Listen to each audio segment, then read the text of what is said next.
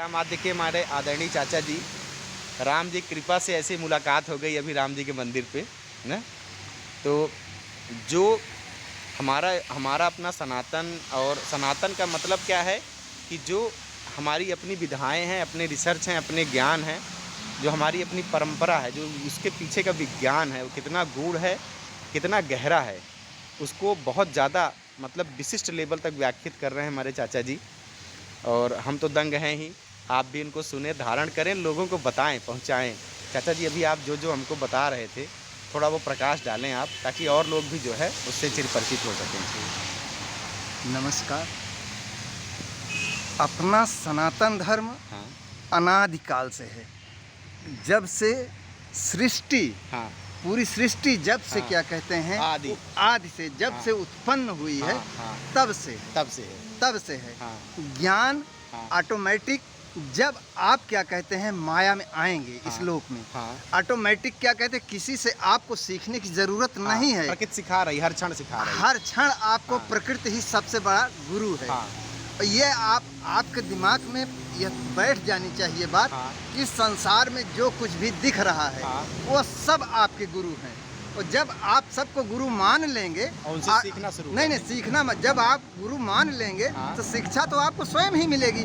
जैसे एक बबूल का कांटा है, हाँ, जब आप जा रहे हैं, हाँ, आपको नहीं मालूम है कि बबूल का कांटा है, हाँ, आपको जब वो चुभेगा हाँ, ऑटोमेटिक क्या कर तुरंत ज्ञान हो जाएगा। लेकिन दूसरा कोई इसका उपदेश देते देते मर जाएगा, आपके समझ में नहीं आएगा।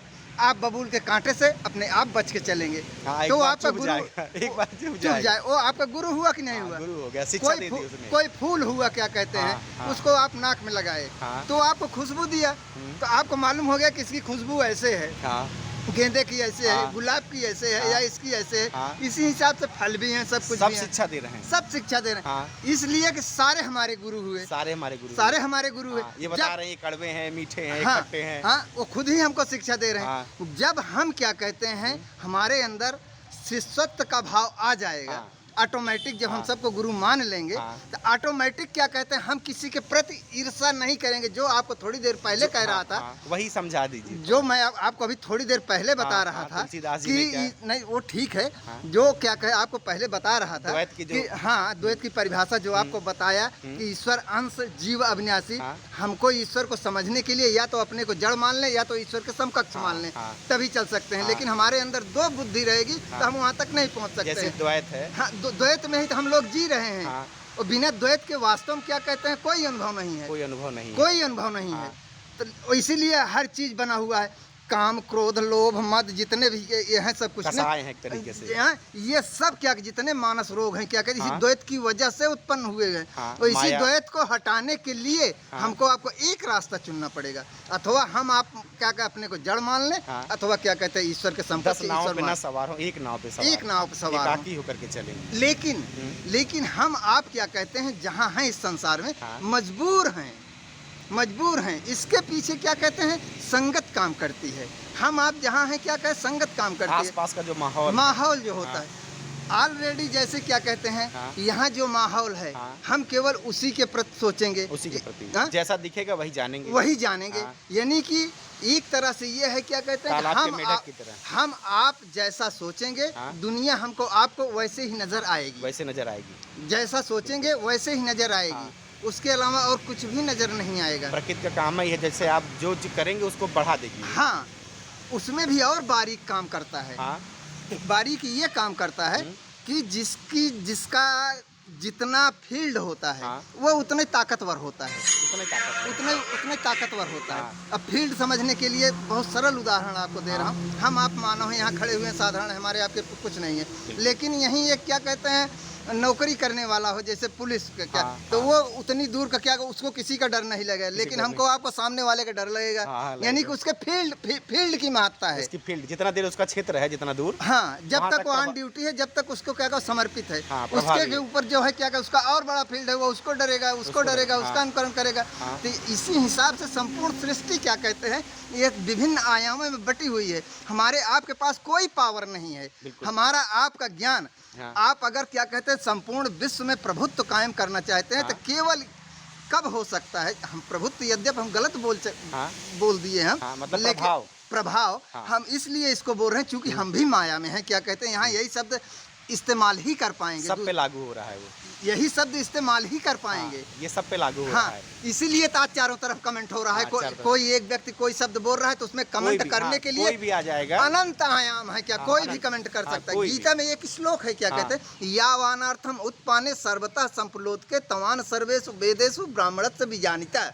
इस संसार में क्या कहते हैं, सब बुद्धिमान है, कोई मूर्ख नहीं है। जिसका जितना क्या कहते हैं फील्ड है वो अपने फील्ड में महारत हासिल किए हुए है। आपको कहने के लिए कुछ शेष है ही नहीं। कोई किचन में है तो कोई खेत में है तो कोई सड़क पे है तो कोई गाड़ी पे है। हाँ, वो अपने कार्य क्षेत्र में महारत उसको हासिल है। तो हमको उसमें क्या कमेंट करने का रास्ता ही नहीं। जैसे अभी आपको पहले बताया कि हर व्यक्ति हमारा गुरु है, हर चीज हमारी गुरु है, प्रकृति का एक एक कण कण हमारा गुरु है, उससे सीख मिलती है।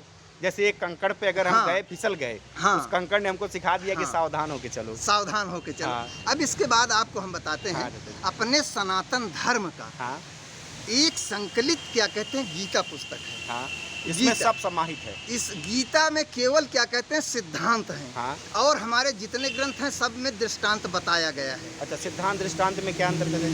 सिद्धांत में केवल आपको सूत्र बताए गए हैं, क्या कहते हैं, ये नियम बताए गए कैसे ऐसे जैसे गणित का सूत्र होता है अलजबरा में, बीज गणित में क्या कुंजी है, क्या कहते हैं, कौन सा सूत्र यहाँ लगा दें तो ये हो जाएगा, कौन सा सूत्र लगा दें यहाँ ये हो जाएगा। तो गीता दृष्टांत नहीं है, ये सिद्धांत है।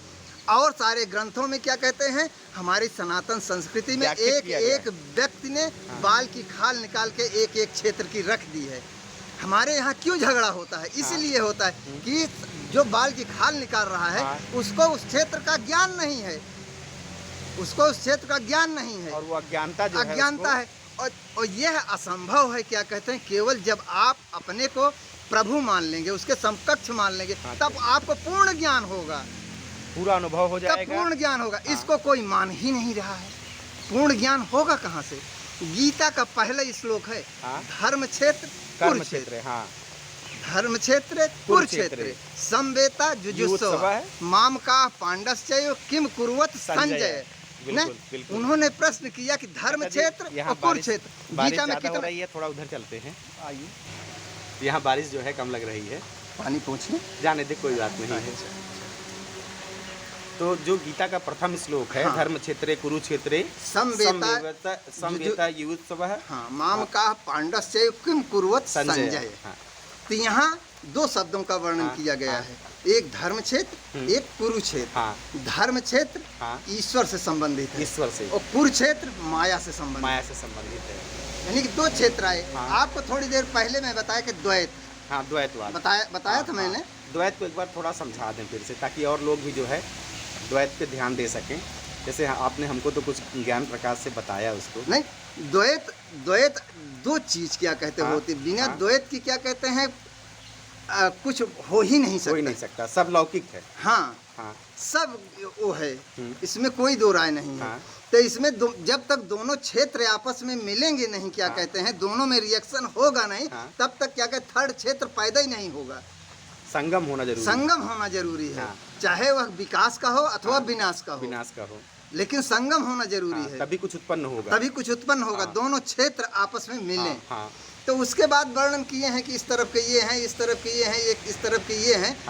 अंत में दूसरे अध्याय में क्या कहते हैं, सारे सिद्धांत क्या जब समझा दिए उनको, क्या प्रतिपादित किया गया है। तो पहले में कहे कि हमारे बाबा हैं, ये नाती हैं, बिटवा हैं, व्याख्यात किया।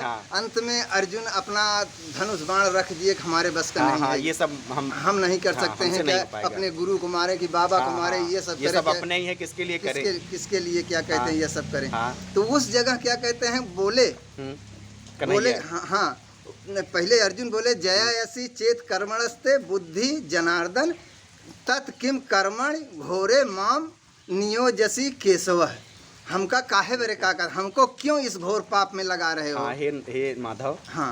हमको क्यों इस क्या कहते हैं इस झंझट में फंसा रहे हो, ये सब क्या करूँगा, ये माया क्या करूँगा, किस काम की है, ये पाप मैं क्यों करूँगा आखिर। तो उसमें उन्होंने कहा, फिर अर्जुन बोले कि व्याम श्रेणे वाक्यन बुद्धि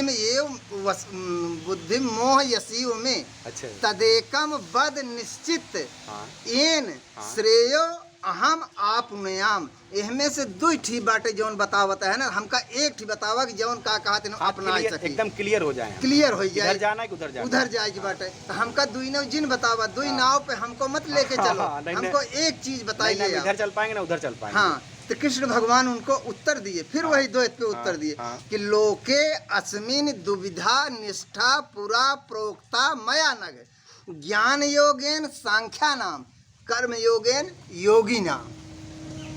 ज्ञान ज्ञानियों के लिए है, और कर्म साधकों के लिए। हाँ, जो इसको यानी जो बताए आपको ना, हमको अनुकरण करना चाहिए। अगर हमको ज्ञान नहीं है तो हम कमेंट ना करें, कमेंट ना करें, अननेसेसरी क्या उसमें अनर्गल प्रलाप न करें। हाँ, ज्ञान ईश्वर का स्वरूप है, ईश्वर का स्वरूप, और भक्ति क्या कहते हैं, माया का स्वरूप, माया का स्वरूप है। रामायण में भी तमाम जगह लिखा हुआ है क्या कहते हैं, इसीलिए क्या कहते हैं इसमें भक्ति की यही है। माया में हम आप जी रहे हैं, इसीलिए कहा गया क्या कहते हैं कि माया आपके अंदर है तो आप भक्ति कीजिए तो भगवान के चरण में हो जाएंगे। जब चरण में हो जाएंगे, चूंकि माया जो है क्या कहते हैं भगवान के चरण में निवास करती है, सीधी सी बात है।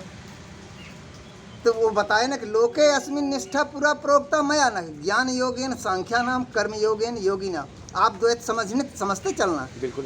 पहला श्लोक पहले अध्याय का, कर्म क्षेत्र कुरुक्षेत्र, धर्म क्षेत्र कुरुक्षेत्र, द्वैत आया ना। फिर इन्होंने बताया क्या कहते, बताए अभी ना क्या कहते हैं कि लोके अस्मिन दुविधा निष्ठा पूरा प्रोक्ता मया न, ज्ञान मत रखिए, एक बताइए प्रभु। हाँ, तो लेकिन प्रभु वही बता रहे हैं कि ना इसे आपको समझ, दोनों पालन करना पड़ेगा, आपको दोनों पालन करना पड़ेगा। वो कैसे चलेगी? ये हम दो जगह यहाँ का जो हम पालन करें, इसको बताए हैं कि सुखे दुखे समाकृत्वा लाभ अलाभव जया जयो, यानी कि सुख दुख हानि लाभ कुछ भी हो आप उसके विषय में न समझे। आगे इसी को और विस्तार रूप में समझाए कि कर्मण्डेवाधिकारस्ते मां फलेषु कदाचन, इसी को और उन्होंने विस्तार दे दिया। हाँ, कर्म करो बस न, हाँ, बाकी तो हम है ही हैं। हाँ, साथ में यहाँ तक क्या कहते हैं कि और दूसरे अध्याय में बताए हैं क्या कहते हैं ना कि वासान से जीर्णानि जथा विहाय नवानि गृह, वही देह आत्मा अजर और अमर है। क्या कहते हैं, इससे क्या दुनिया का हम सब नहीं बताए, क्या कहा तुम बीच में छोड़ दिए।